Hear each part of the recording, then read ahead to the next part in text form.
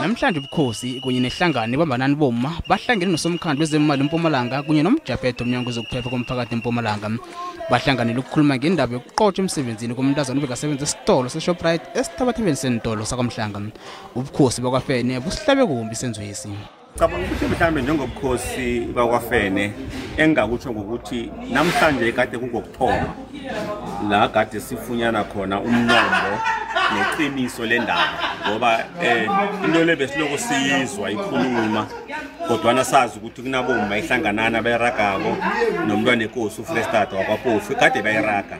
Therefore sathi ngoba nabo bazondana bamakhosi asibalise bayirage kodwa nagcine ngenelele uMEC nombuso esibaba ngokuthoma into embi ukuthi sithi sinobukhosi kube nento nje sisonge izandla singayilamula bengena ama politician. Usomkhandlu wezeemali eMpumalanga uthi istolo i-Shoprite akhange siphumelele. Shoprite ubala izizathu ezimbili ukuthi ukoma ngafika namhlanje ubala isizathu sokuthi ube nokuphazamiseka ngenxa ye-shutdown uba nesizathu sokuthi inkinga le sifuna sihlangane ngayo ikusisieme so yena ubona ukuthi angekho ayixoxa ngaphandle kwe-CCMA nama-lawyers. Kanti noma kangazimbi uthi umntwana wakhe akasesemnani ngonobongela indaba le.